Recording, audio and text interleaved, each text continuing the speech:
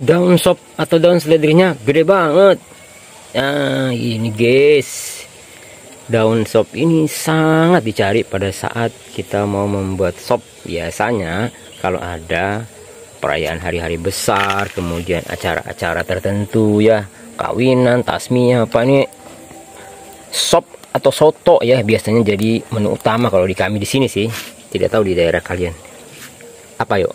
Nah, serah, kasih di kolom komentar ya, biar saya tahu juga apa sih yang sering dimakan atau disajikan ketika kalian mengadakan acara. Nah, untuk kami di sini kebanyakan soto atau sop. Nah, ini yang paling penting ini, daun seledri atau daun sop kalau di sini. Nah, ini saya sudah punya cukup banyak tanaman daun seledri atau daun sop yang sudah ditanam beberapa lama dan gede-gede guys, ya kan, gede-gede kan. Di sana masih ada.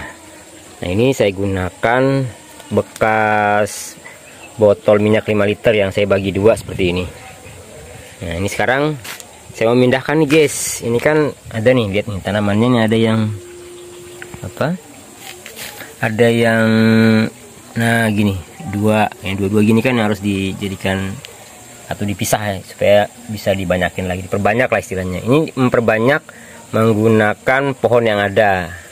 Kalau biasanya orang itu menggunakan bijinya ya, ditanam bijinya, disemai, kemudian dibesarkan sejak kecil. Kalau ini tidak, karena sudah banyak, tinggal dibelah-belah saja. Nanti saya tunjukkan gimana caranya. Yang pertama-tama kita harus apa dulu guys?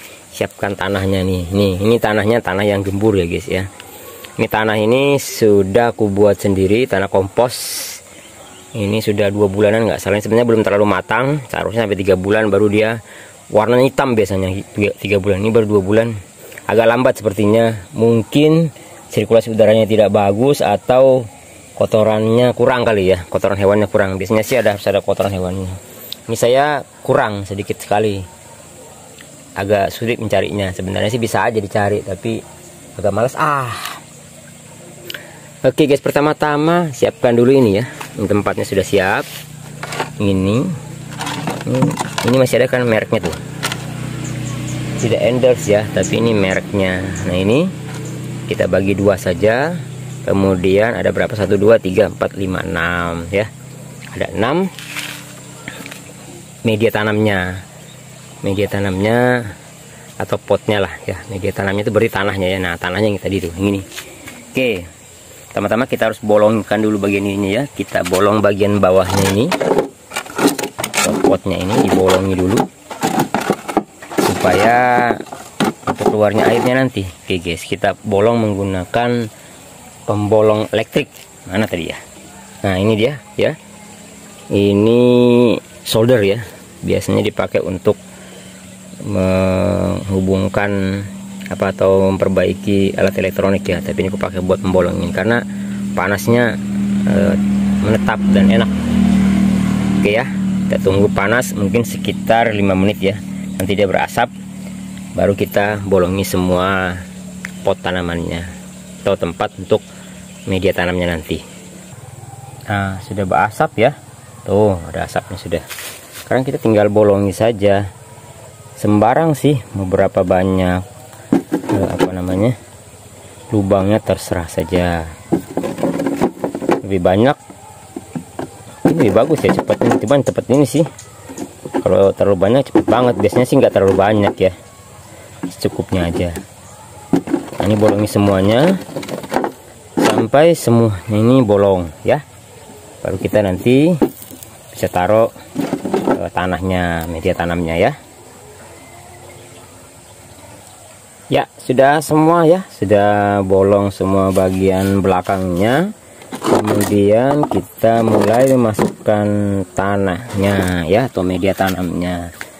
Nah, di sini saja aku sudah siapkan media tanamnya. Aku tambahkan sedikit pasir ya, bukan pasir sih, ini tanah sebenarnya. Tanah tapi agak berpasir gitu. Tapi sebenarnya sih sembarang aja kalau mau. Yang tanah yang sudah jadi bagus ada dijual 15.000 sampai 20 ribuan seplastik ya, bukan sekarung, 10 kilo biasanya tuh. kemasan yang 10 kilo harganya 15 sampai 20.000. Nah, tanah yang sudah ini dijual, tanah kompos ya, tanah yang memang bagus, sudah dicampur dengan sekam padi, tanah dan kompos ini, kompos kotoran binatang ya. Kita bikin sendiri nih ya. Ini kan belum terlalu sempurna tapi nggak apa-apa lah ya. Oke, kita masukkan ke dalam ini ya, ke dalam potnya seperti itu aja, penting bisa masuk. Oke. Nah, seperti itu. Masukkan lagi yang lainnya sampai semua yang ada di situ terisi dengan tanah ini. Untuk selanjutnya kita mengambil tanamannya dari sini. Nah, supaya ini kan keras masih, kita bisa lembutkan dengan cara disiram dulu menggunakan air ya. Oke, siram seperti ini saja biasa tuh, biar dia lembut tanahnya. Yang lain juga sekalian nggak apa-apa. Nah, setelah agak lembut baru kita bisa keluarkan ya, seperti itu ya. Serah saja bagaimana caranya, yang penting bisa keluar.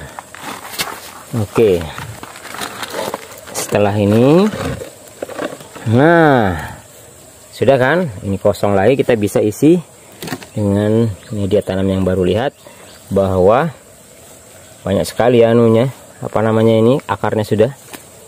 Oke, jadi dia sangat subur. Caranya gimana? Nah, ini kita ambil dulu bagian tanah yang sebelah sini ya, kemudian yang sini juga. Nah, jadi dia, apakah membunuh tanamannya karena akarnya diambil banyak? Enggak, kalau tanaman ini mudah sekali ya berakar lagi dia. Ini kan lihat nih, pada bagian tengah-tengahnya ini ada dua nih.